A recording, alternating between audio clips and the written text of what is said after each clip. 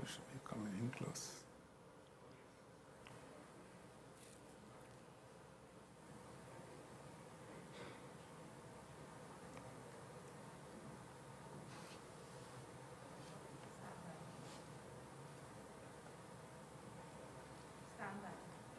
Okay.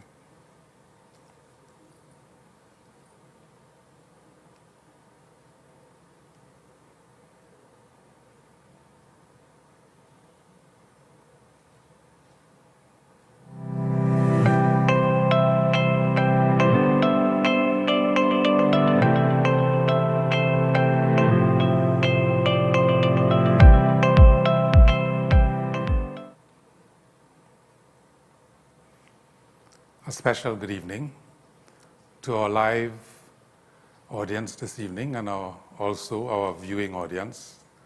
Welcome to our program, Combating Lifestyle Diseases. This is a presentation by the Men's Ministry of Trinidad Christian Center. My name is Kelvin Sudas, and I will be your host for this evening. It is our hope that by the end of this program, you would have received enough information to begin to live a healthier lifestyle. We have two individuals who are faced with life-challenging health issues, and they have been able to beat these challenges through their own unique, life-changing lifestyle experiences and the changes that they made that caused them to see life from a whole different perspective and experience almost in, I would say, like a born-again experience in their health. Today we will hear from Simone and from Fabian Drayton. After their sharing, we'll have a time for questions which you, the audience present, you'll have an opportunity to ask questions. So I ask you to take some notes, hold on to your questions. And the live audience, you too will have an opportunity to ask your questions via Facebook or through the live chat at YouTube. And so I ask you to just be open-minded to receive the information. At this time, I would ask Simone Downer to begin to share her own story with the hope that this will also make a difference in your life. Thank you. Good evening to the in-house audience and the viewing audience. My name is Simone Downer, and in January of 2018, I began to feel unwell.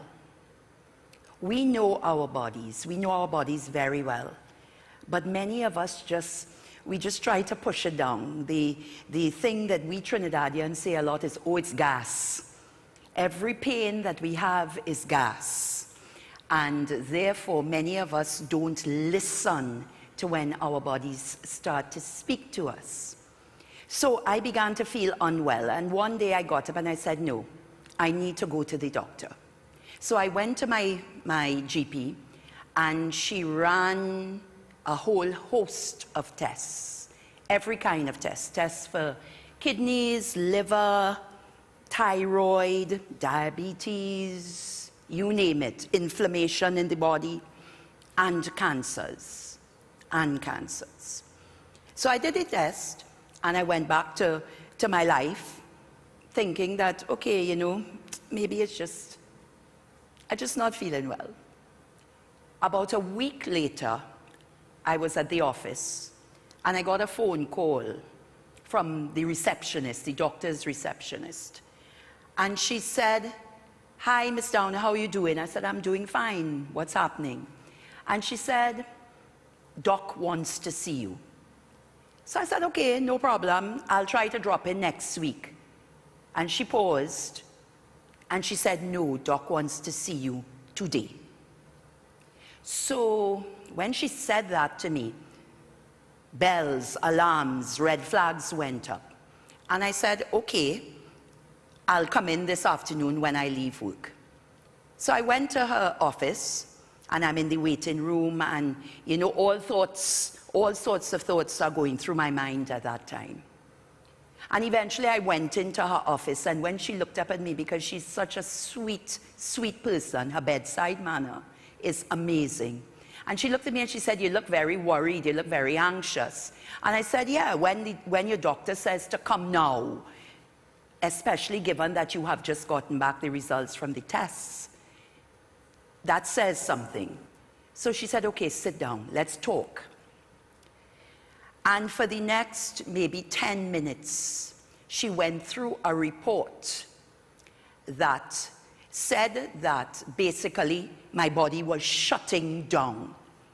My kidneys were bad, my liver was bad, my thyroid was bad, I was pre-diabetic, and one of my cancer markers, the CA153, which usually is between the range of 0 to 25, mine was 45.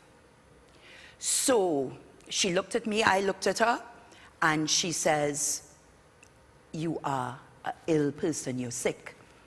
I said, "Okay." And at that point in time, I was still being very strong, still trying to process and understand exactly what she was saying to me. And she said, "Listen, I'm not going to say that we can't beat this, because we can, but you just have to do some things differently. You have to change your lifestyle. You must." And because she knew what my lifestyle was, she knew everything. She knew that I was overweight, she knew that I didn't exercise, she knew everything about me. So she said, "We've got to do something about this because it's very serious." And she said, "Come back in a week and we'll chat about it. But I'm going to send you some literature, you're going to do some reading, and we're going to think." I left her office and I went out into my vehicle. And at that time, I broke down. I cried, and I cried probably for about 15 minutes straight, because I had just been handed a death sentence. And if something was not done, and done very quickly, I would not have survived. And after about maybe 10-15 minutes of just bawling, I tell you, people probably passing and saying, "But what is going on? What's happening to that lady in the car?" But I really did not care. And after about 10 to 15 minutes of crying, I stopped. And I began to talk to the Lord. And I said, "Lord," just like this, I'm having a conversation with him. And I said, "Lord, listen to me. You have healed me many times before of many things. And I know that you can do the same thing for me now. But there's a but. There's a however." I said, "Lord, I have a responsibility this time. I need to do something for myself." I say, "I'm not disputing the fact that you could heal me if you want. But I know that I brought me to this point. I got myself sick. Because, audience, I did not take care of this precious temple that God had given to me. I hated to exercise, so I never exercised. I was a carnivore on 2 legs. It didn't matter whether it was domesticated or wild. Once it was an animal, I am partaking of that animal, right? I hated good stuff. I never ate vegetables. I never ate salads. Things like peas and nuts and these sorts of things. Believe it or not, I used to tell my friends, "I don't want that, because that tastes like the ground." I used to imagine that after the nice taste gone, the aftertaste would be like dirt. So that used to be my excuse for not eating those things, ground provisions, stuff that was good for you. I never ate that. My meals consisted of lots and lots and lots of meat, lots and lots of rice, lots and lots of pasta. Nothing there was good for you. In addition to that, I was a junk food fanatic. I saw KFC 4 days a week. And you know things bad when you roll up to the window and the person would say, "Hi, Simone." You know things bad at that point, audience. But I didn't care.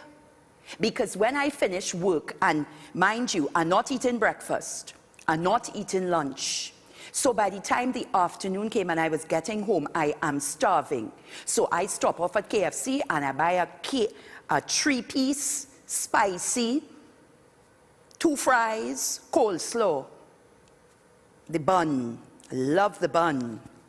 And I am going home and I say, I only eaten 1 piece of chicken. Well, not at all. I eat all, every piece. And still saying, I wonder. Another favorite of mine that people could never understand, I was a mayonnaise fanatic. I would put mayonnaise on curry because I found it was delicious. Now, people might say, but you must try it one day. Never try it again, but try it. It was delicious, right? I put mayonnaise on everything. So you hear my diet. There was nothing healthy in my diet. I drank juices, very little water, gallons of coffee. When I got sick, I would probably be having between 8 to 10 cups of coffee per day. I was fanatical with those things. And when I sat in the car and I said, Lord, I did this to me. Nobody did this to me. I damaged my temple. I damaged my kidneys, my liver. There's cancer in my body because I'm feeding it with tons of flour and sugar and all sorts of things, audience, that the body wasn't meant to take, at least not in these copious amounts that I would feed my body. And I said, Lord, I need to do something about this. And I went home. I spoke to my close relatives and my friends, and I told them what the situation was. And I said, listen, I wanted, because a friend of mine is a homeopathic specialist. So I said, I want to go to her also and let her check it out and see if she would get the same results as the doctor. And lo and behold, I went, same results. There was cancer in the body, the kidneys, the livers, the thyroid, everything. And at that point, I made a decision. Now, I'm a drastic person like that sometimes. And I realized that it was because of that, my nature to be very drastic. I will go from left to right, no middle. I would see black or white, no color. And therefore, I decided, Simone, drastic times call for drastic measures. I was determined. I said no. You see, you have to have determination and you have to have willpower in order to do this.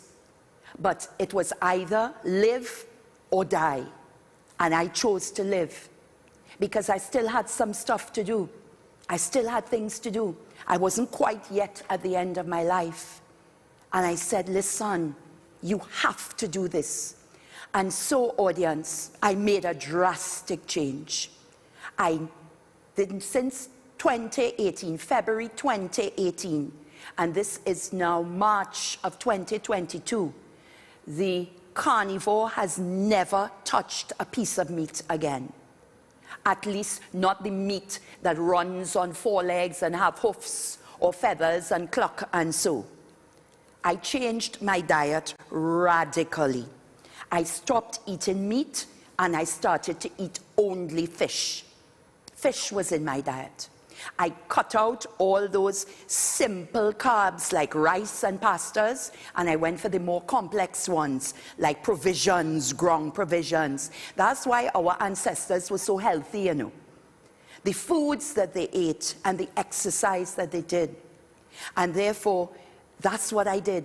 I introduced oats and flax seeds and chia seeds. I stopped drinking dairy. I stopped eating cheese. I stopped doing butter. And I began to read labels. I started to drink oat milk and coconut milk and soy. Those are the things I went through. I cut out dairy entirely. So things I'd never eaten before, salads became my best friend. I would eat peas, people, my friends would say, Downer, you eating peas? And I would say, yes, peas are good for you. Really good for you. Come on, we need to eat those peas. Nuts, I hated nuts. But there's some good nuts out there. I began to eat nuts. I cut out carbonated drinks, juice, water. That is what I feel, because we are dehydrated. Our bodies are dehydrated because what we consume is so much sugars that water we don't drink, just the plain water. And that's what I did. That's what I did. Every day I got up. At first it was hard. The first month my body craved. It craved for all the stuff that I had cut out of it. It craved it. And it was hard. I'm not saying it was easy. It was difficult. But every time I thought of slipping, I considered, wow, I could die. I could die. I am not going to die. I'm not prepared to die. And as the months passed by, because this was February, and as the months passed by, I started to go down in dress sizes. The weight started to slip off because there was no flour, there was no sugar. Some of your worst enemies, audience, flour and sugar. That was gone.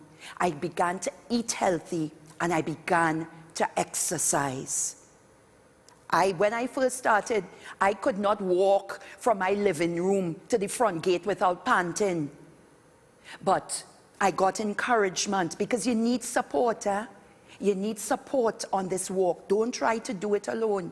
Don't try to do it by yourself. There are people who will support you.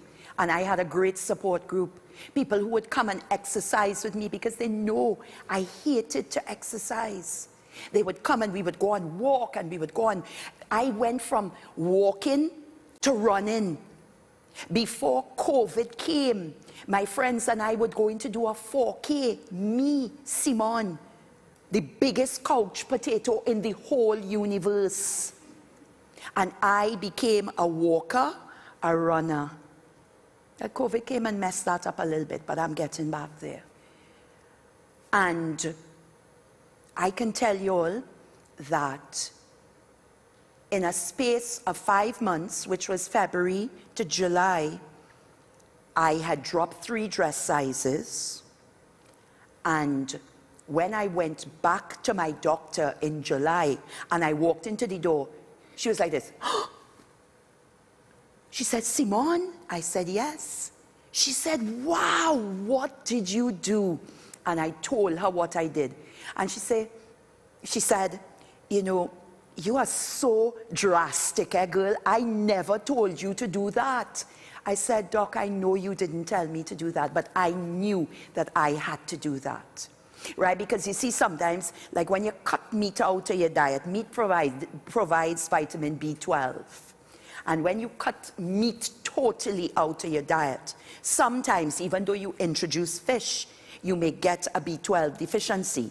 So she didn't want me to go from one illness to another one. But, as God would have it, she redid my tests 5 months later, audience. And I'm happy to report that 5 months later, after a drastic change of my lifestyle, both in nutrition as well as exercise, every single thing that was wrong with me in 5 months corrected itself. Everything. And the most drastic one was the cancer marker, the CA153, which I told you all 0 to 25 is the acceptable range. Mine was 45. When those tests came back, my number was 15. So I say to you today, audience, that I am not a medical doctor. I don't have an MD after my name. And what I'm saying to you today is what I did. I did. First, through prayer, keeping in touch with the Lord, because I know He was also responsible for that. Because that turnaround was miraculous. It really was. But I know I also took responsibility for my health, my wellness, my well-being. And I believe that that is why, almost 4 years later, I'm alive, I'm healthy, I'm strong, and I'm well. And I know that any of us can do it if we just make up our mind that we would rather live than die. Thank you, audience.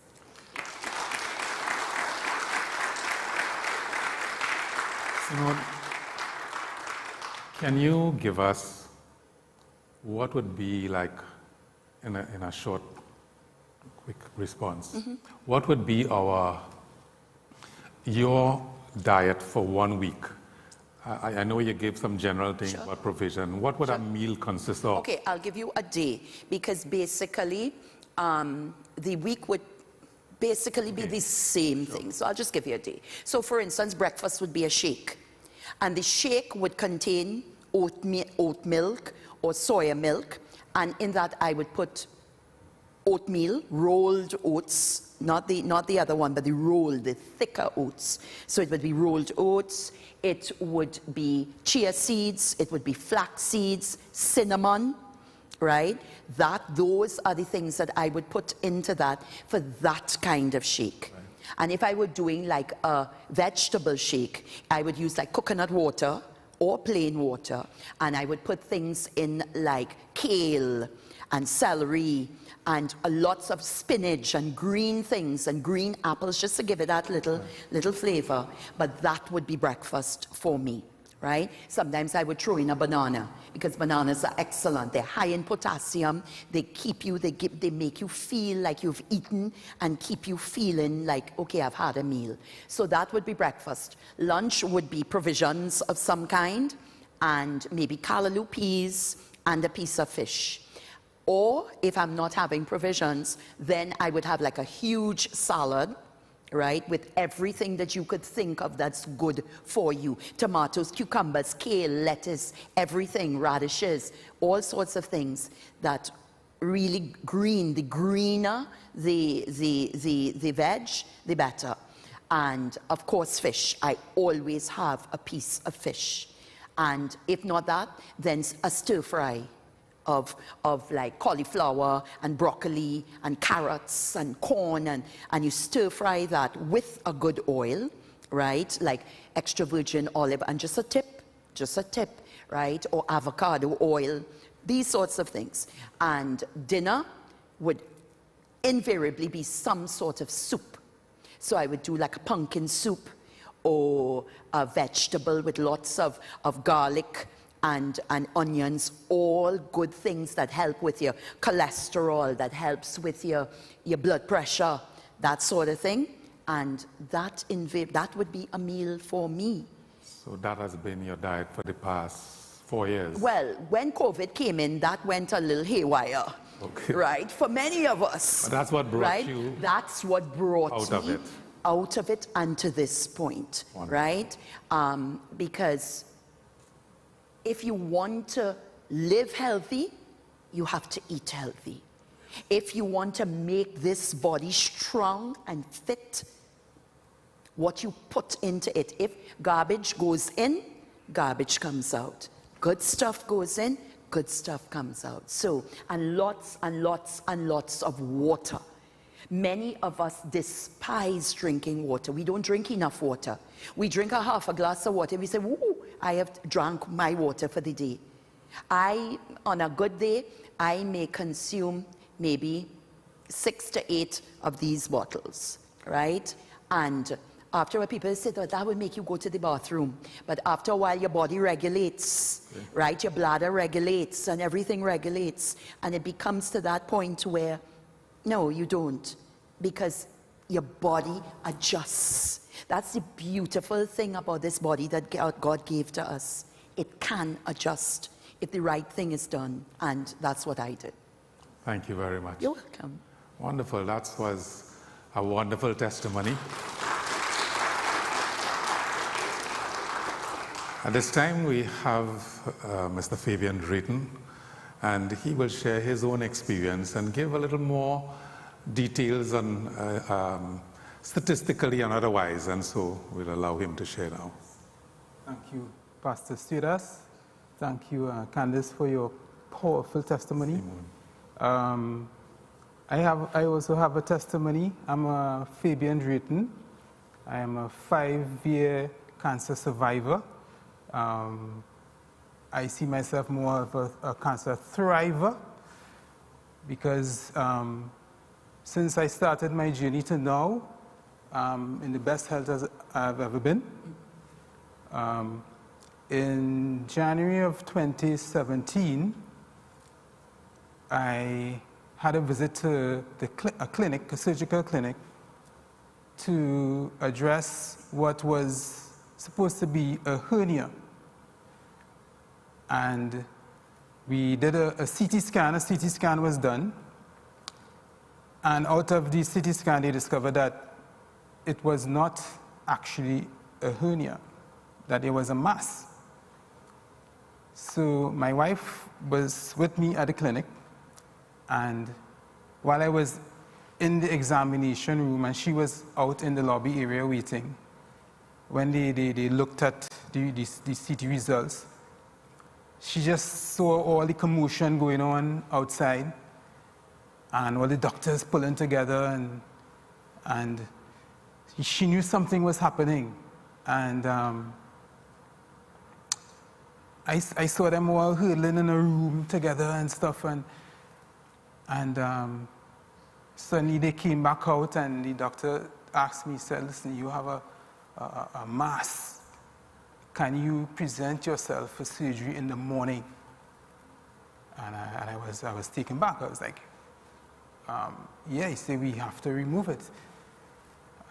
So I called my wife. I said, can I talk to my wife? We discussed it, and she said, well, of course, you have no choice. So we came next day, presented myself, and they removed the mass. It was a little larger than the size of a golf ball. Although it felt a lot larger when it was inside of me. And they took it out. So about a week and a half later, the pathology report came back saying that it was a stage 2B liposarcoma, which is a very rare form of cancer, only like 2% of all cancers. So the doctor told me, well, I have to refer you to oncology. Went to oncology. Doctor said, well, you have residual tissue because we didn't get everything out, and you have to do chemo and radiation. And he said, well, we're going to be destroying some healthy cells, and we're going to be destroying some unhealthy cells. And he started to talk about the side effects. So I had to think about it. I had to ponder. And we scheduled an appointment to start chemotherapy. When we returned a week later to the clinic to start the chemotherapy, the clinic was closed. The doors were shut. And I turned to my wife and I said, what's going on? They said, we're closed for the day. I said, you know, I am not meant to be here. You know, this doesn't feel right. So I decided to go home and do some research, and that's when my research started. And from there, I became more sort of like a research geek, for want of a better word. And I wanted to learn everything that I could have learned about my condition. The doctor warned me about sarcoma.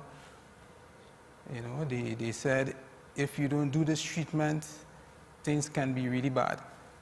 And I went online and I saw cases of people suffering and dying, and it can be a very aggressive form of cancer. So I was confused. Didn't know what next to do. So my research pointed me to an alternative treatment called ozone therapy. So I went searching locally until I found a local clinic that did ozone therapy. I started the ozone therapy, and within 3 months, of course, I changed my diet, I changed my lifestyle. I went into a strictly whole food, plant-based diet. I started to exercise. I did dairy, I did sugar, meat, everything that I thought would have been toxic to my body. I went hardcore, and the weight started to come off. 3 months into my journey, my treatment, my diet, I started to go into a detox mood. I started to get like fluids draining through my back, through the skin on my back. I had a rash that broke out, and fluids was draining and soaking through my mattress in the night when I slept. When I get up in the morning, when I go to work, my clothes would have been soaked. These fluids just keep coming out of my back, because I also had, the scan showed that I had a tumor on the lower part of my spine, between my L5 and L4 vertebrae. There was also a tumor there. And I went through that aggressive detox period. And it came to a point where I came to a very low point, where I had to cry out to God to, Lord, please help me, relieve me from this suffering. And I went into overdrive detox, what they call a Herxheimer reaction.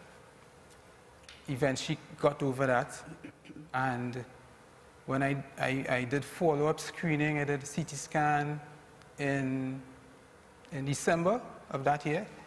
I went into the room, and the radiologist came out after, and he came and he asked me, like, he looked at my report and he asked me, like, what did you do?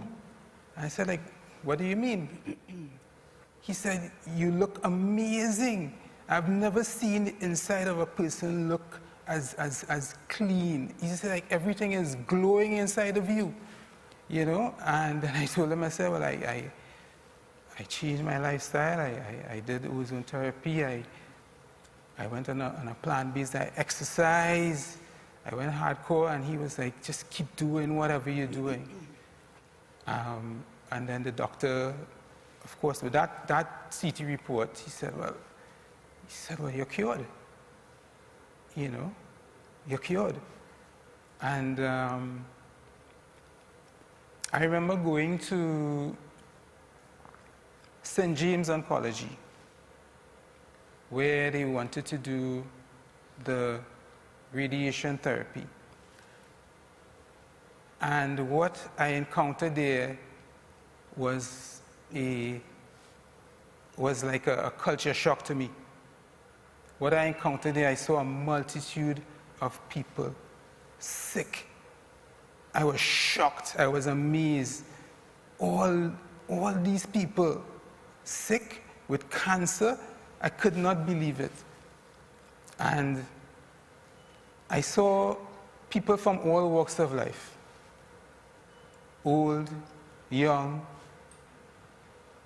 rich, poor, all walks of life, They were all there. I saw prominent people in society who I thought were like, affluent. They were all there, sick with cancer. And, I decided, something has to be done. Something has to be done about this.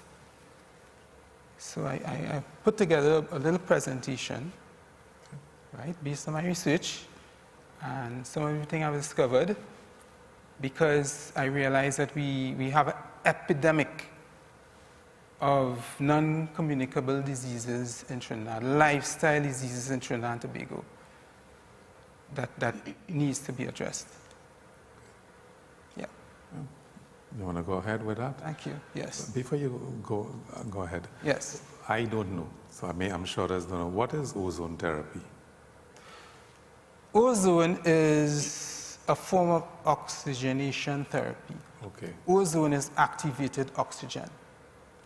Okay, so... Is that different than medical oxygen?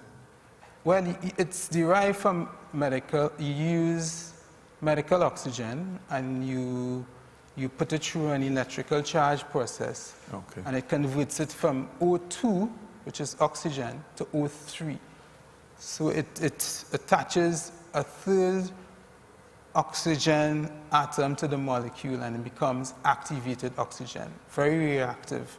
And it's one of the most efficient ways to oxygenate the cells in your body. Okay. It detoxifies the body, it energizes the cells, and it's very powerful, natural anti-cancer treatment without any side effects.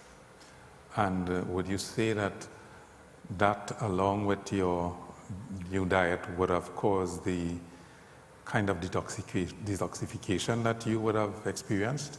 Yes, most definitely. Of course, the diet is the foundation. Would you be talking a little bit more about the diet? Of course, we're going to go into diet. Okay. Now. So we could begin. Yes. Yeah. Yes. So what I've put together, optimal health in a modern world, the need for a paradigm shift. And the reason why I said that is because if we don't change, things are going to get worse. Before I get going, there's a little disclaimer next. Yes. Before starting any diet or exercise program, you should consult with your physician, especially if you are on medication, that you will be monitored.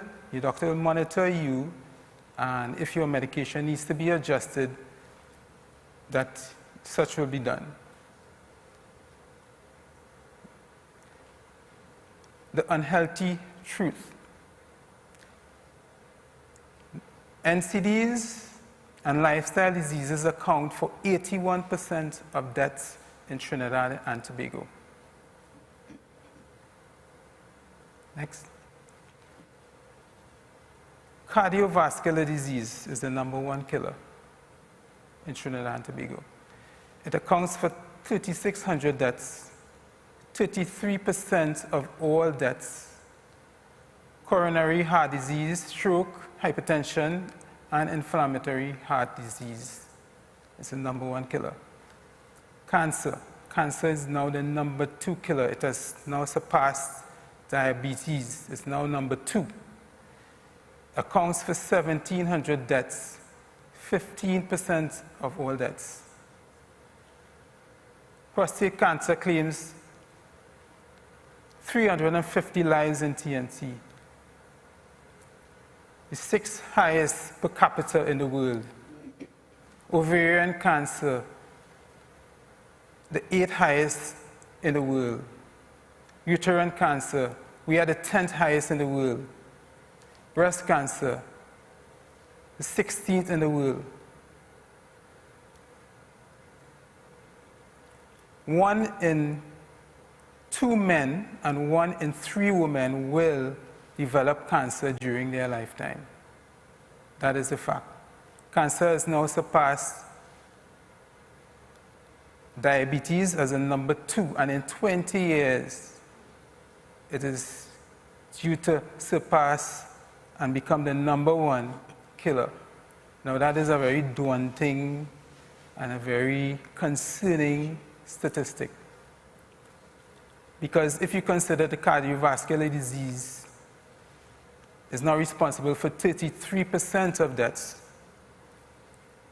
if cancer now surpasses that, that is more than double the rate of cancer that we have now in 20 years' time. That is something serious to consider. Diabetes accounts for 1,600 deaths, 14% of all deaths. An estimated 143,000 people in TNT are diabetic. More young persons are being diagnosed with type 2 diabetes. Diabetes is the leading cause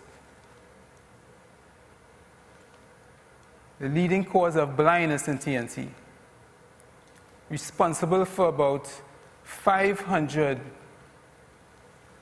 traumatic, non-traumatic lower limb amputations. 50% of persons who have lower limb amputations go into depression, and 20% die within 2 years. That is how serious diabetes is. Next.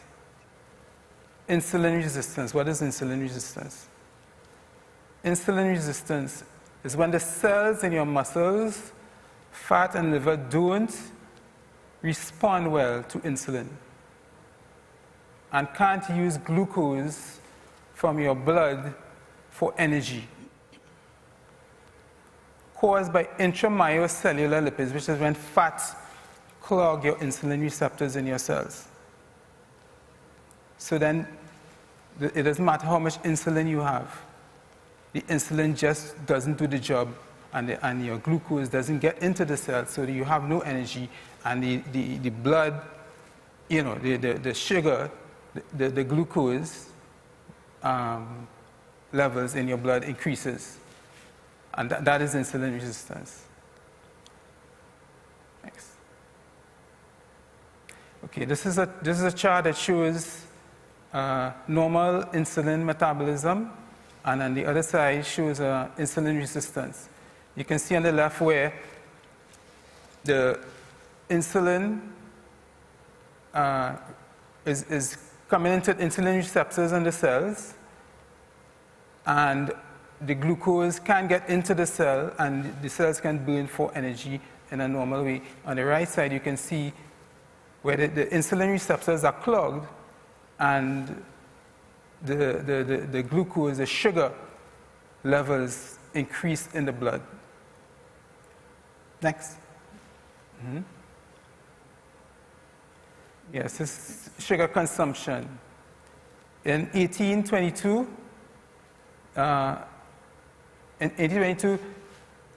45 grams, this is the daily consumption of sugar, right? 45 grams every 5 days, that was the consumption of sugar. In 2012, it's 76 grams of sugar. There are a lot of hidden sugars in products. In every product, every processed product, there's a lot of hidden sugars. That's why we need to read our labels.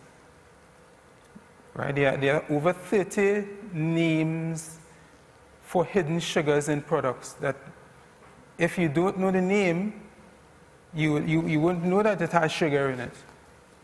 And then you buy these products unknowingly, and we get a lot more added sugar than we even know about. Next. Obesity. Yeah.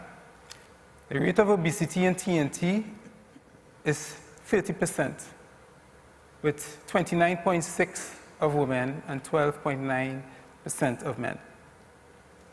More than 60% of the persons are overweight, including 11.4% of children under the age of 5. Obesity increases your risk of non-communicable and lifestyle diseases, cardiovascular disease, cancer, and diabetes.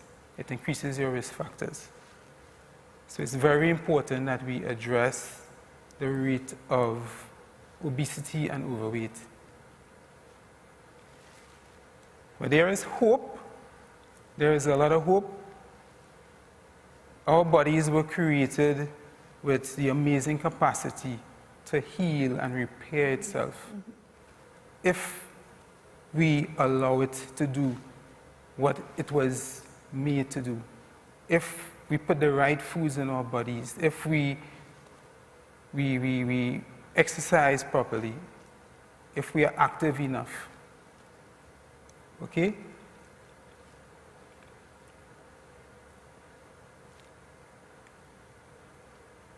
Okay, the solution to cardiovascular disease. A diet rich in whole plant foods is proven to prevent and reverse cardiovascular disease. Okay, this is a book by Dr. Caldwell Esselstyn. Now, he's a clinician, a doctor, who has been working with people with cardiovascular disease for over 35 years. He was the doctor who worked with the former US President Bill Clinton to help him reverse his cardiovascular disease. And he worked on this program that was able to reverse cardiovascular disease in a lot of his patients. Okay, these are two diagrams. Above, you can see where there's plaque buildup on the artery. And in the next, you see on that same picture, you see where there's a clot forming on the plaque. And then on the third part of it, you see where the plaque broke off, basically, and the clot clogged the artery, causing what is called myocardial infarction, otherwise known as a heart attack. Okay? That is responsible for like 87% of all heart attacks. That's how most heart attacks occur. The next slide below, you will see a normal artery and a severely diseased clogged artery. Next. Okay. The above slide shows the before and after.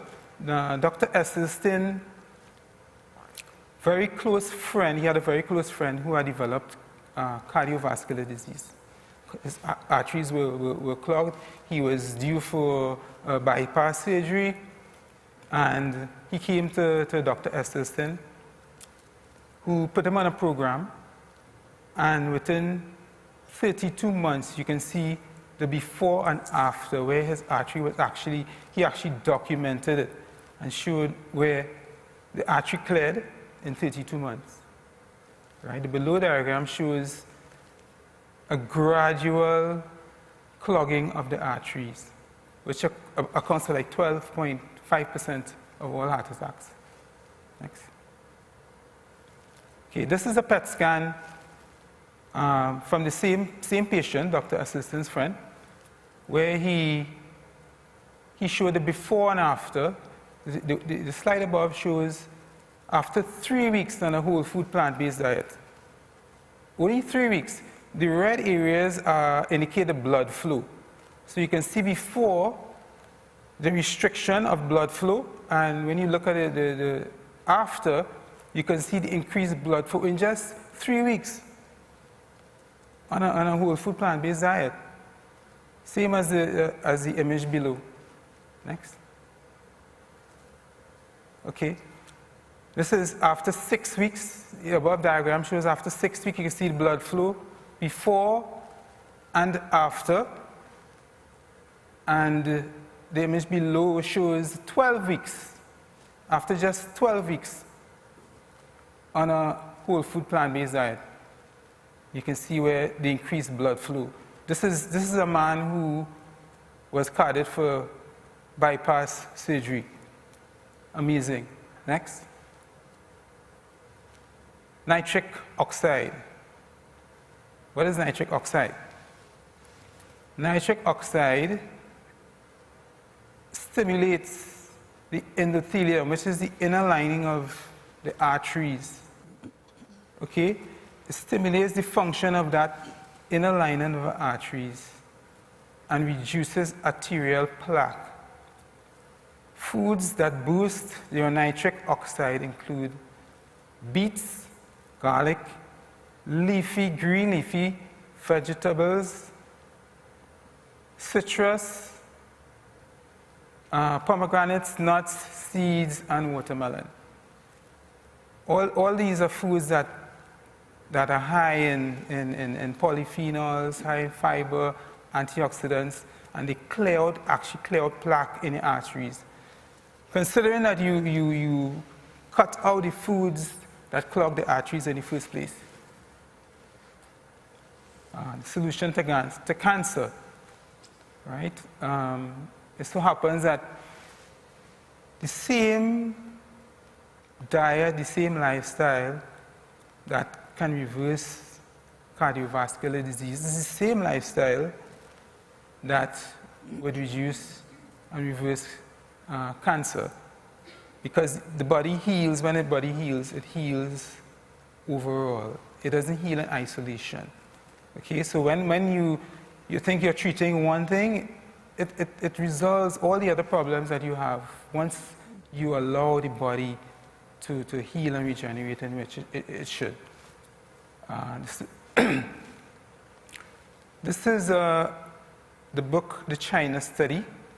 Dr. T. Colin Campbell, he's a nutrition researcher at the Cornell University. And the China Study is one of the largest and most comprehensive health and nutrition studies ever conducted. Okay? And these are the findings of Dr. Campbell's China Study. That cancer growth can be switched on and switched off. And by increasing and reducing the consumption of animal protein via something called IGF-1, insulin-like growth factor. As the levels of IGF-1 increase in the blood, cancer growth increases. And as you lower the IGF-1 levels in the blood, cancer starts reducing. And he was able to demonstrate that over and over again in multiple ways. Okay, even relatively small amounts of animal protein is associated with adverse health risks. A plant-based diet is protective against cardiovascular disease, diabetes, and cancer. Cruciferous vegetables. What are cruciferous vegetables? Very important. Cruciferous vegetables are, the cruciferous family is like broccoli, kale, cauliflower, mustard greens, and all those type of green vegetables. Cruciferous vegetables are high in something called sulforaphane. Sulforaphane is a very powerful antioxidant that is anti-cancer, it's anti-inflammatory, and actually reduces diseases, all types of diseases. And phytonutrient-rich food, polyphenols, flavonoids, antioxidant-rich foods are essential to an anti-cancer diet. That is the foundation, the cornerstone. the solution to diabetes. Diabetes is reversible on a plant-based diet. Next. Okay. This is Dr. Neil Barnard. Okay. He has been working for decades with diabetics and able to reverse diabetes, people coming off their medication with amazing results, right? He using a plant-based diet.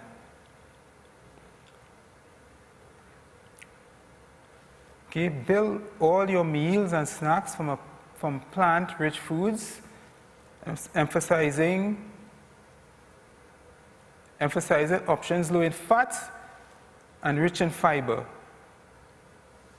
Your staples will be vegetables, fruit, whole grains, beans, and peas. Foods to include in your diet. Peas and beans. Peas and beans are excellent forms of fiber and protein, plant-based protein, which is superior and cleaner form of protein. It does not increase your levels of IGF-1, does not promote cancer growth. And very important, very essential, should be eaten every day. Whole grains, right, must be included. Oats, lots of oats. I have lots of oats every day. I love oats. Just like Candace. You know, rolled oats. Simone. I mean, sorry, Simone. Sorry. Cruciferous vegetables, of course. Sulforaphane, very anti-cancer. Green leafy vegetables, all the greens. They are some of the most nutrient-dense foods on the planet. Green leafy vegetables, you get everything you need from them, right? Other colored vegetables, as we say, eat colors of the rainbow, all the reds and the greens and the yellows. You know, those are the foods that give you all the antioxidants and the flavonoids. Good to build the immune system. Berries are very good, high in antioxidants. Other fruits in general, very good because they provide you with all the minerals. You know, they're very, they build the immune system and they provide you with, you know, lots of fiber, which is required, soluble fiber, which is very necessary. Nuts and seeds,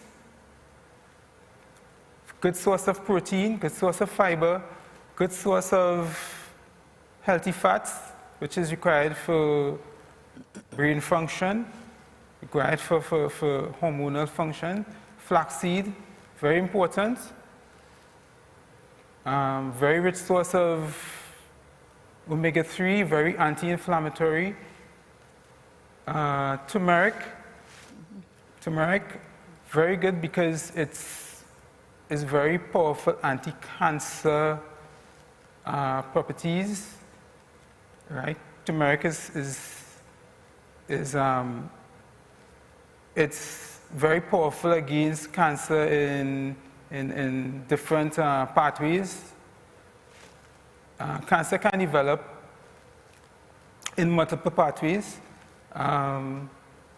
One is through something called angiogenesis, which is the formation of new blood cells. For cancer to spread and migrate from one side to the next, it has to develop new blood vessels. That is called angiogenesis. Turmeric is very powerful in preventing angiogenesis. And it is also helpful and useful for inducing what is called apoptosis. Apoptosis is a process where cells, unhealthy cells, die naturally. Cancer cells are cells that have forgotten how to die. They can no longer perform apoptosis. Turmeric is high in curcumin, and it's very powerful for inducing apoptosis. Very, very powerful. Ginger, a very natural, very good natural antibiotic, helps also to build the immune system. Green tea, which I try to have multiple times per day because it's high in something called EGCG. Very powerful flavonoid that is protective against many different cancers, and it also protects you against cardiovascular disease by keeping your arteries healthy. Next. Foods to avoid. Okay. Processed meats. Processed meats, we know, like sausages and ham and bologna and whatever. Processed smoke, they are group 1 carcinogen, which means they are cancer causing on the same scale with smoking cigarettes. Okay, so these are foods that should be avoided at all costs. Hydrogenated vegetable oils and trans fats should be avoided. All these vegetable oils that you see selling on the market that is used in most of the fast foods that are on the market, those are hydrogenated oils. And they're very toxic to the system. They cause cancer, they cause diabetes by clogging up your insulin receptors and causing insulin resistance. They increase your cholesterol levels and cause atherosclerosis, clogging of your arteries. So those foods should be avoided at all costs. We should eliminate them. Processed sugar, sodas, especially, very toxic to the system, very inflammation causing. Fruit juices, and all other processed foods with hidden sugars. When you start reading your labels, you will see that a lot of ingredients that you can't pronounce. Some of it you don't even know what it is. Mm-hmm. You know, if you can't pronounce it, you don't know what it is. It's most likely it's not good for you. It's some kind of chemical. Quite often it's hidden sugars. Dairy, we should ditch dairy. Milk, cheese, butter, etc. Dairy is very inflammatory to the body. It's one of the most inflammation-causing foods on the market. And it's responsible for a lot of autoimmune diseases. Humans are the only species that still consume the mammary secretions of another species, even into the adulthood. It's very unnatural, and most people are allergic to dairy. Okay, sodium and preserved foods. All these highly processed foods, all these foods that are packaged and presented to, go for more whole foods, the more natural foods than all these packaged processed stuff, the quick meal that you just stick in, Fried foods should be avoided. It's probably the worst method to prepare foods is to fry it. Okay, one of the most popular things in Trinidad is fries, like one of the most popular fast foods, the French fries. When you fry potato, it produces a toxin called acrylamide. It's very toxic to the system and can cause cancer, can cause diabetes as well. Reduce animal protein 5 to 10% to 5% to 10% of your diet. And if you suffer with a chronic illness, it's recommended that you eliminate animal protein altogether. Next. Yeah. Exercise and rest. A minimum of 150 minutes of moderate to intense physical exercise per week. Get your heart rate going, and break a sweat. Get your diaphragm moving, get the lymphatic system moving. That's the only way your lymphatic system operates efficiently, when you move. The most unnatural thing for our bodies is to remain stationary, not moving. So I would say we should be moving all the time. Get a minimum of 7 to an ideal 8 hours of restful sleep, early to bed and early to rise. That will work well with your circadian rhythm, which is how your body rests and regenerates, and it works with the sun and the moon, and it keeps everything into balance. Stress management, a healthy diet, we just spoke about that. Regular exercise, laughter, have a sense of humor. Don't be too uptight and take things too seriously. And don't be afraid to ask for help if you become overwhelmed and overstressed. You'll be amazed at how many people and how much people will be willing to help if you would just ask, if you find yourself in difficulties. So don't be afraid to ask for help. You'll be amazed at how many people care about you. Right? And if you find yourself in a situation, this is what I do, and it's something that is out of your control, I would say the serenity prayer. God grant me the serenity to accept the things I cannot change, and courage to change the things I can, and the wisdom to know the difference. Right? Prayer and meditation, very, very powerful for controlling stress, managing stress. Okay, blue zones.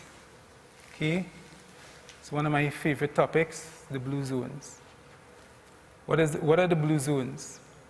For those of you who never heard of the blue zones, this is a book written by Dan Buettner. He's a National Geographic Fellow, New York Times best-selling author, and an explorer. Okay, what are the blue zones? The blue zones are populations with the highest numbers of centenarians and nonagenarians in the world. Those are people who live above the age of 100, and people live well into their 90s. Okay, the blue zones are people that live the longest and the healthiest. These are not sick people. These are people who they live to a very old age, very strong, very active, very healthy. There are 5 blue zones in the world. Where are the blue zones? Okinawa, Japan. Sardinia in Italy. Nicoya in Costa Rica. Icaria in Greece. And Loma Linda, California in the USA. So let's meet the blue zones. Okinawa in Japan. Okay, you can see the picture there where the women enjoying their Tai Chi and having fun. This blue zone has the longest living woman in the world. Okay? They practice something called Aikija. They awake with a clear purpose. Everyone has a job to do. Even though they're in the 90s and the 100s, they get up in the morning with a purpose. Okay? They eat a plant-based diet. They grow their own gardens even into the hundreds. They eat soy. They maintain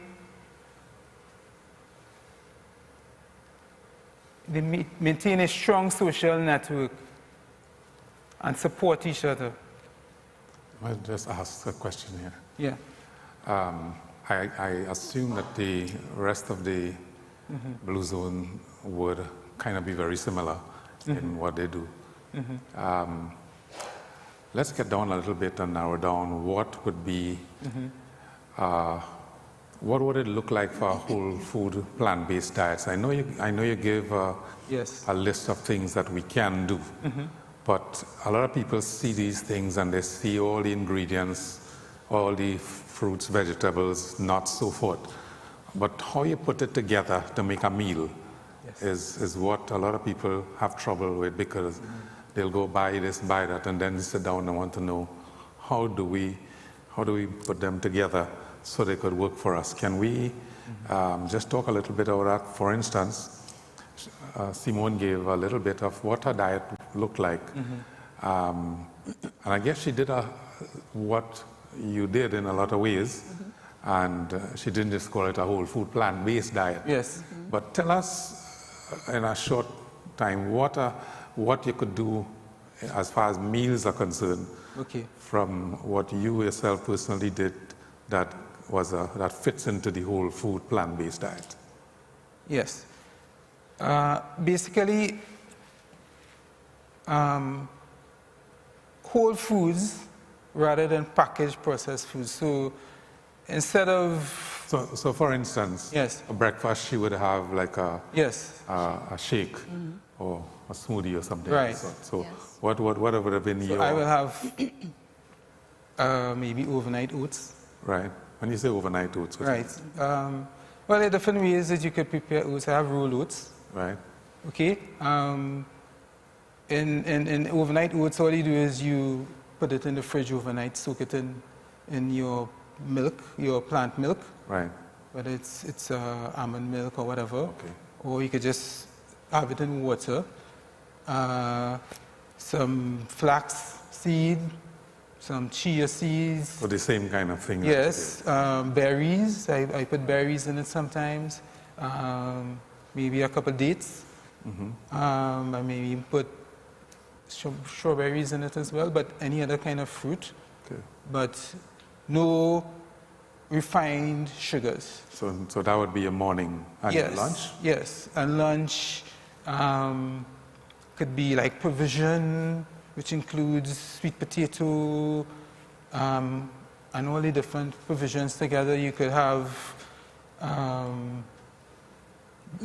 either brown rice, red rice. You have different kind of types of rice that you can use as well.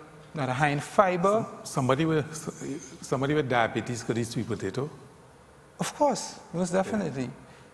Most definitely, because with diabetes, the issue is really insulin resistance.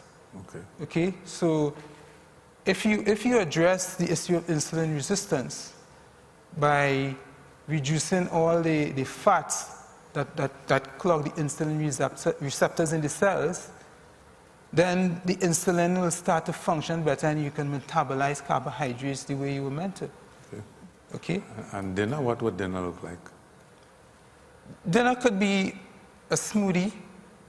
It could be a green smoothie. Sometimes it's Sometimes it could be a soup. Sometimes it could be like if I have some peas or some beans or anything, any vegetable.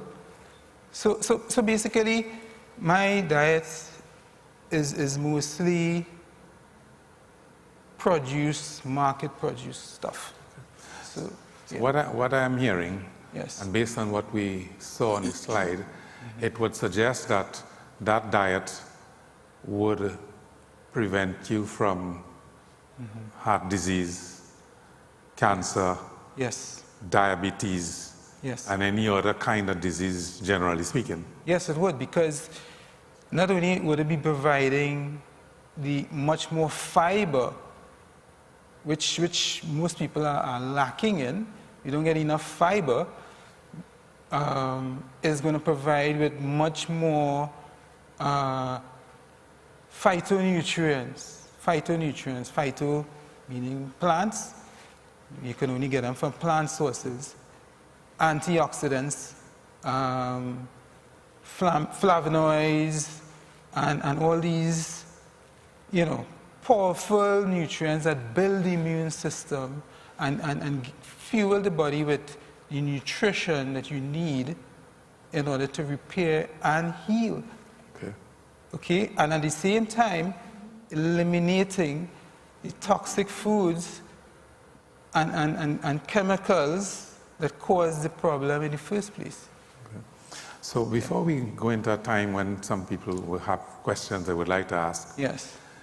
Now, for a lot of people listening here, it might be a challenge to do some of these things. And they might do like what I did. So I go on the internet, or go on Amazon, and I look for phytonutrients in a small bottle.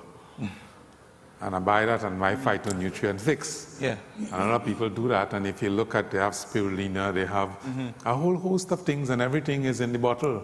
So we could say we take that and our business fixed. Yes. I have in my hand on a morning omega fish oil. I mean, I don't even remember all what it is. And I do that every day. But based on what you're saying, I don't really need to do all of that. No. Because if I eat the right thing, I will get those things in a way that my body will absorb it much more naturally than these things that are in these bottles. Yes. Because I don't like putting a whole handful. I have to take it in 2-3 mouthfuls, and every day religiously do this because it's good for me. So we could go past that and take things that are natural to the body and easily absorbed. Yes, I supplement. I supplement with some herbal supplements as well. But in terms of nutrition, if you consume an adequate amount of rich plant foods, right, you get an optimal amount of all these phytonutrients, all these antioxidants that are so protective to the body. Okay. Yeah. Now, I am sure we didn't talk about the intestine and gut health, so to speak, which is a huge thing in all of this. But I'm sure that all this high fiber diet will take care of that easily. And because that's really a big area which so many of these diseases are developed in the intestine, and because we run out of time, I would like to give an opportunity for anybody that is here to ask a question or so. And if you have a question, you can come around close to the microphone and ask the question.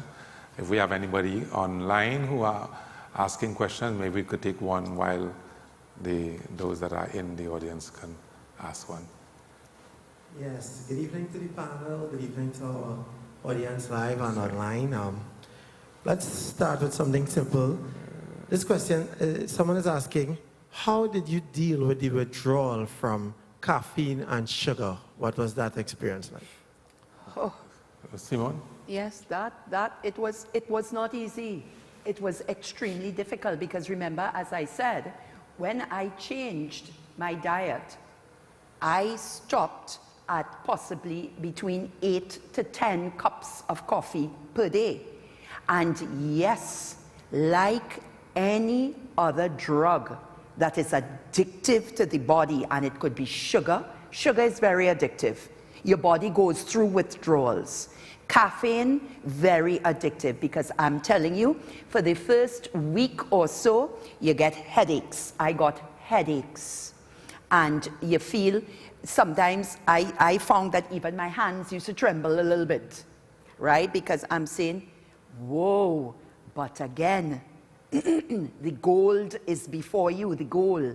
And if you know that drinking 10 cups of coffee a day is going to mean your death, then you have to choose life or death. Which one weighs heavier? And for me, it was a case of life weighing heavier for me. So what I would suggest is that, as I said, I was very extreme. I went cold turkey. Not everyone can go cold turkey. But what may be good is if you drink 10 cups of coffee a day, try to cut it down to 5 cups of coffee. And week by week by week, until you reach that point where the body has detoxed enough that you are able to bear the absence. But cold turkey it is. Let me just add something to that, because somebody might ask the same question. In same regard, for me to drink tea, I would use milk and sugar. And it meant that 2 tablespoons of sugar for a little bit of cup, yes. not a big cup, yes. a small cup of tea is what I had to use, else I couldn't drink it. But because I knew it was bad for me, I started cutting down little bit. And I surprised myself that they're too sweet now. Yes. If I put a table, I can't use a tablespoon. I don't use sugar anymore. Yes. But it gradually, yes. I couldn't do cold turkey like yes. you, yes. because I didn't have a hatchet, That's it. a death hatchet over my head. Yes. That's so it. I think when you have that death sentence over Correct. your head, Yes. Correct. I mean, I was going to say something, but people wouldn't know what it is, but you could drink and eat anything under the sun. No matter how bad it tastes, if you know that this is going to help you live, That's right. and that other thing will make you die, That's right. you'll drink it. You see, if I may, there comes a point in your life when you realize that you no longer live to eat. That's right. As many of us do. We live to eat. We want to gourmetize everything that we see. There comes a point in time where you must just eat to live. Thank you very much, Candace. I mean, Simone.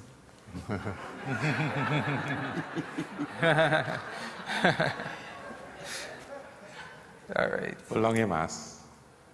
Thank you. I have a quick question. Every time they talk Hold on. This mic is not on. This mic is on? Yes. Okay. Yes. every time they talk about We're not hearing anything. Nobody's hearing anything. Come on.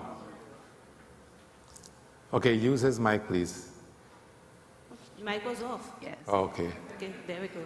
Yeah, so every time they talk about healthy diet, and I heard both of you say it in terms of breakfast and stuff, that you'll do oats and stuff. What if oats causes a lot of mucus for you? You get a nasal drip. When you have oats, what's the alternative? And since I'm going to be here just one time, so I suppose eggs are out? Sorry? You can't have eggs? You could probably take the oats. What I do with the eggs, I eliminate the yolk. So if I'm doing omelets or so, I'll have egg whites.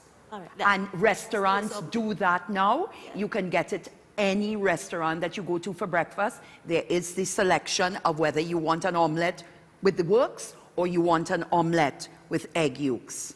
I could live with the whites. So what about the oat? Because I too, if I have too much oat, it produces mucus in me. Okay. So what can we do instead of oats for those who want to do that? You know, anyone can develop a food sensitivity to any type of food.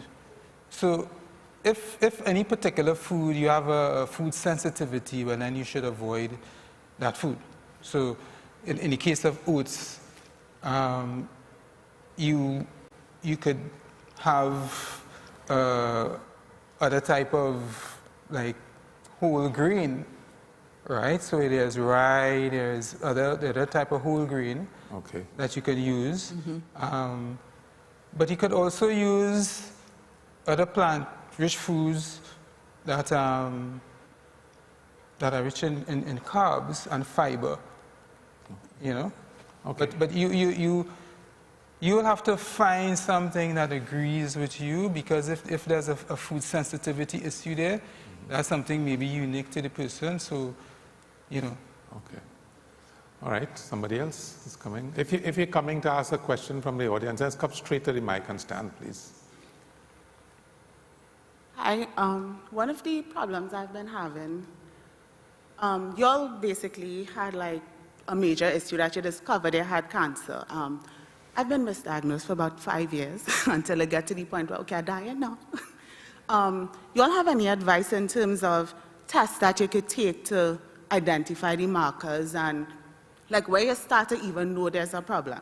Like routine tests, you know, okay, they suggest breast cancer, but it have a lot of blood work. I've realized that I've had to do that. The general public, we do not know, like where to start. And is one of the main problems, you don't have the knowledge of where to start, what to look for, what to test for. If you all had any experience in that area, like doctors, where to start. Fabian, you want? What type of cancer? She didn't know. How you could know something is wrong with you? I think that's what you really want to ask. What tests do you do to find out if there's something is wrong with you? For cancer or anything, as a broad-based test. Now, I know we have one doctor for sure in the house. Yes. And none of us are medical doctors. We just sharing our experiences. But can you identify a test, a blood test, or what they can do to, if we don't know, we can always get back to you on it. There's a test that you do that checks the cancer in your colon. I can't remember the name of it right now, but there are blood tests that you can do, right? But generally, if your A1C is high, if your inflammatory markers are high. Those are technical terms, eh? Okay. And we don't understand sorry. that. Nobody will know if those things are high unless they do the test. Right. So they have to know what tests they ask. And then the question is, how do we know? How do we find out these things? Yes. Yeah, well, your doctor could, he has to give you a prescription to get these tests. Okay. Right? So the best thing then is to see a general practitioner who could then recommend the following tests. Can we say that? Yes. All right. Yes. If I may. Yeah. And you can check it. If I may, when I felt unwell and I went to my doctor, I told her that I wanted her to do a blood test. Now, it's not cheap, right? Because when you're doing the blood tests for everything, kidney, liver, heart, everything. But in addition to that, I also told her that I wanted her to do tests for cancer markers. So there are various cancer marker tests that they do, right? Like the one she did for me was the breast, the pancreas, and the ovaries. And it was they call it CA153.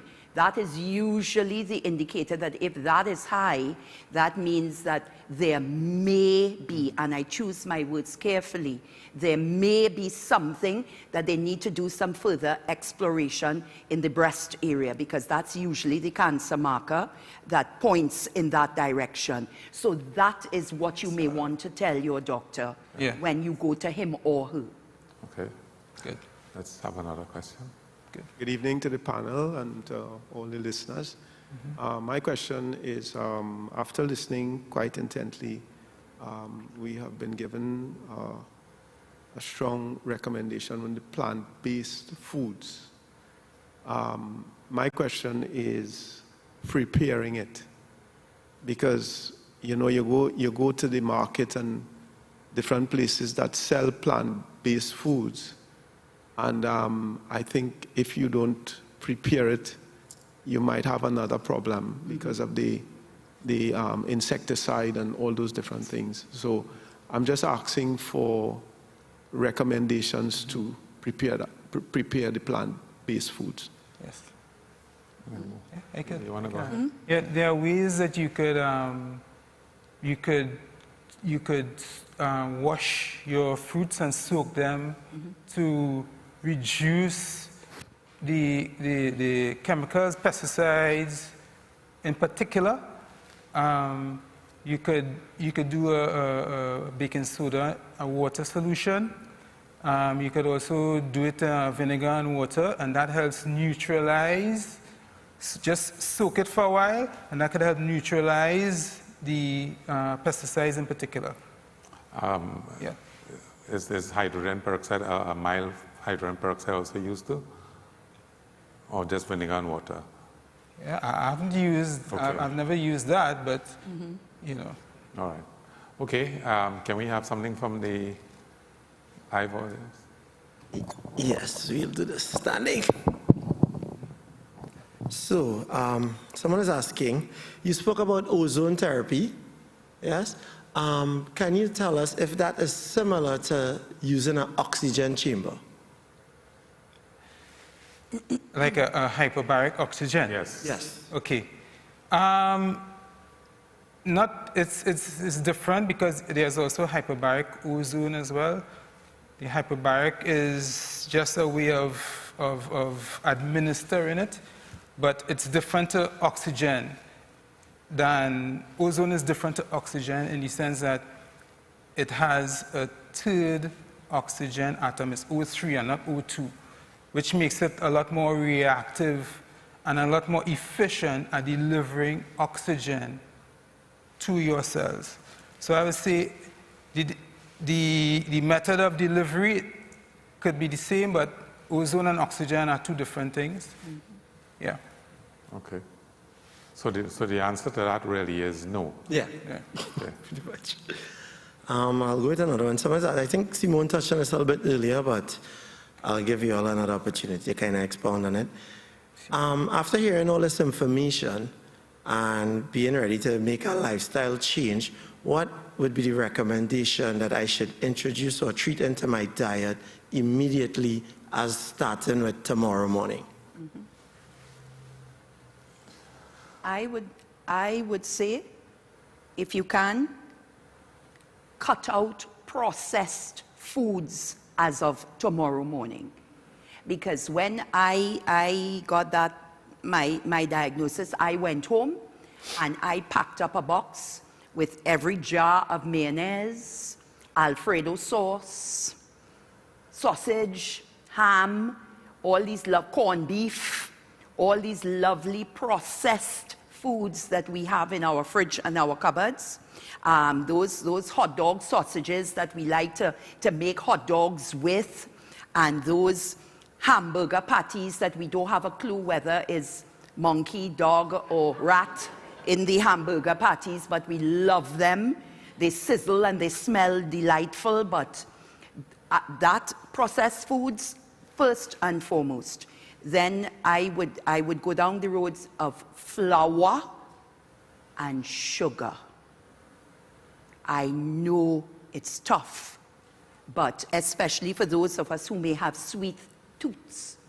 So, Right? so Simone, really, Yeah? we had to do a restocking of the shelf. Well, first, getting out of the stuff. That's correct. Because once it's around, you're setting You're up tempted yourself. to use it. So you clean it out. Yes. You give it to somebody else to kill yourself, or you throw it away? No, I gave it to somebody else to kill themselves. I cannot tell a lie, right? I could not take my bottles of Hellman mayonnaise and my $75 Alfredo sauce and throw it in the bin. So I gave it away to somebody, and I said, do your best or do your worst. Right? However that works out for you. But seriously, I Yes. think that if you really want to make serious progress, you really have to take stuff and get rid of it. Absolutely. And start Start afresh. things in place. Start building your pantry differently. Yes, next. Yes, I'm just going to try to get the general gist of this question. If you've been diagnosed, of course, with cancer, diabetes, so forth, and you get, especially cancer, and you get recommendations from your doctor to do chemotherapy or radiology, how long should you take treating things naturally before giving in to such harsh treatments? That one I can't answer. Let me answer that. We are not doctors. Neither are these both of our panelists. And so anything that we share here, it would be highly recommended, and that we have a relationship and a blessing from your medical doctor. I will not ever rule that we do this thing on our own, Sure. that we consult with a physician, make sure that they are on board with what you want to do Sure. before venturing into this, because I'm making a medical disclaimer right now, that this video and this presentation does not mean that is a solution to any problem. Correct. And everybody who have an issue must and should always see a medical practitioner. Yeah, so to answer your question directly, let them consult with their physician before making these steps. All right, take another one. Yeah, so you spoke about the toxicity of vegetable oils. You made a recommendation, I think it was avocado oil. What other oils would you consider to be useful and healthy? Anybody you could answer, what are the alternative oils that we can use? Well, oils are, in my opinion, they're all of processed foods, right? So they should all be used sparingly in moderation. That's from the information I have, right? But if you choose avocado oil, is one of the better ones. It has a high smoking point. Olive oil, if you don't apply heat to it, right, is very high in omega-3, which is good as long as you do not apply heat to it. And coconut oil as well is, but all oils, in my opinion, from the information I have, should be used very sparingly in moderation. So you're saying that it might be a good oil, yes, but when heat is applied, it becomes bad, or a certain level of heat. Yes, yes, because olive oil in particular, Okay. right? As long as you apply heat to it, it doesn't have a high smoking point. It starts to break down and it changes the composition of the fat. It turns into a bad fat. Okay. Yeah. All right, because there's a misunderstanding about olive oil, because people say cook with olive oil, it's fine. But you're saying that once that heat is applied Yes. under a certain point, Yes. then it becomes like every other oil. Yes. Avocado oil and coconut oil has a slightly higher smoking point. It could take a little heat, but I would also suggest that you use sparingly in moderation. Okay. Next question. All right, just wait one more. We just have 2 more questions. Yeah. I'm not sure if you're familiar with the keto diet, Yes. which has proven to be quite beneficial. This is a high in good fat, moderate protein, and low to no carb and sugar diet. What are your views on this? Who want to take that? I can't speak to the keto. Can you? The keto diet in the short term can be very effective, but I believe in the long term it can be unsustainable because our bodies were meant to burn carbs as fuel. So when you restrict carbohydrates, you'll eventually run into problems. So in the long term, the keto diet, there are people who successfully reverse their cancer for keto for a while, and other conditions as well. But in terms of long-term sustainability, right, I would not personally recommend it. I know there are a lot of proponents for the keto diet, but I particularly, from my research, will not recommend long-term use of the keto diet. You could run into cardiovascular problems. Okay. Yeah. One more. With the type of diet prescribed, what would you recommend in terms of meal sizes? Simone. Yeah, again, the best thing can become bad for you if you, anything in excess, anything, the best of the good could become bad. So at the end of it, like if I'm doing a meal and I am doing provisions, I would probably do, depending on the size of like the sweet potato, I may do 2 slices of a sweet potato and probably a slice of dasheen, right? And along with that, you bulk up now on things like the peas or the callaloo.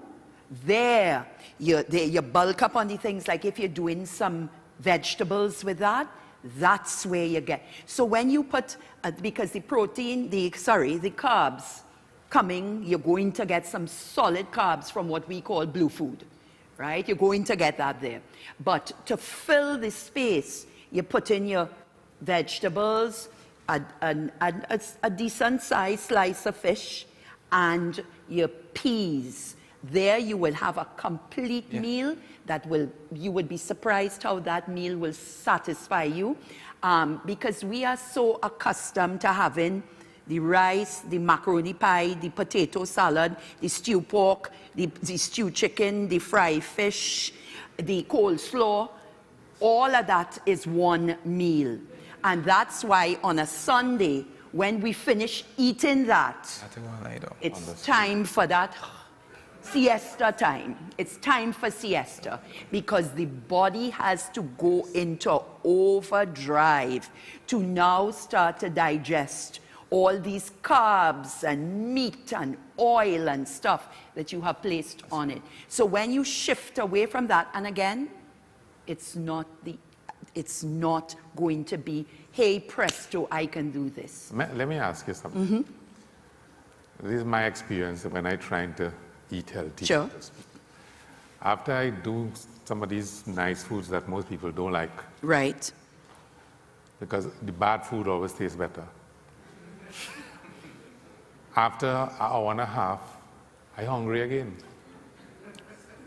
Because them leafy vegetables with all the other things, they just don't work. So, yes, it would. So is it that your body adjusts itself over time? Yes, it does. So you have to be prepared for little hunger pangs, because you see, they will say they eat this and they're still not full. Yeah. And when they eat it and not full, then they will figure, well, they need to eat. Yeah. But you're all saying that don't eat and your body get used to it? Is that? No, your body does, but I'm not saying don't eat. What I am saying is that if that meal that I just called for you there, that should keep you satisfied for 3 or so hours, because you have carbohydrates, you have proteins, you have leafy vegetables, so you really have a good meal there. In between that, then you could probably throw in, like, all right, you're feeling a little hungry, you have some granola, or you have a fruit, or something like that, that again, these things, a banana will make you feel like, whoa, I am full. So you have to space out your meals, and you can have snacks in between, but the snacks are a handful of walnuts, so things like that, that people say, oh God, really? I want a donut. But think of what the donut is doing to your cholesterol, and the sugars that will be feeding the cancer. Yeah. Okay. And you'll make the right choice. All right. Well, I think that we have covered a lot of different things for quite a while. I have one regret, because now that you all have shared this information, all I can see is corridor going out my lip. God. I do not consider that as meat in my diet. All right. It is like a must-have. But I'm sure that you all would have learned quite a lot. You would have, it would have reinforced some of the things that you already know. Yes. It might have been packaged a little differently, where you see people who didn't go into a frenzy because they had to eat to live.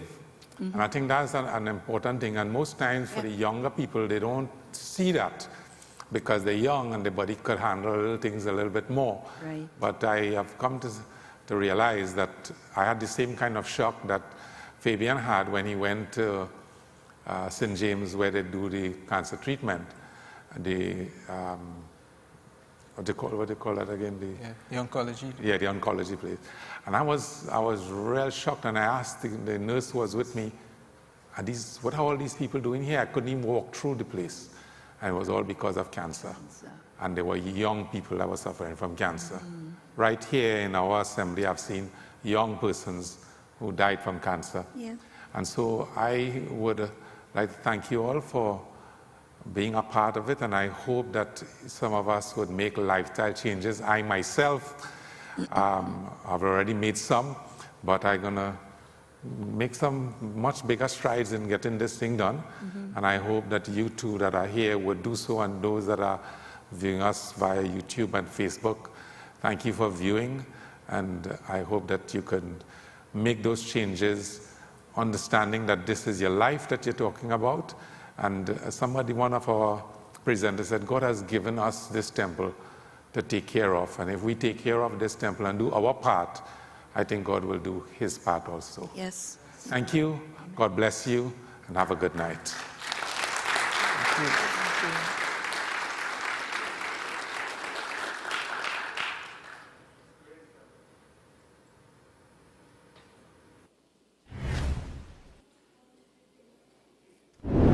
We hope you enjoyed this Trinidad Christian Center Men's Ministry session on combating lifestyle diseases. Remember, 2022 is the year to begin focusing on good health. We pray this information proves to be helpful, and we thank you for joining us. See you soon.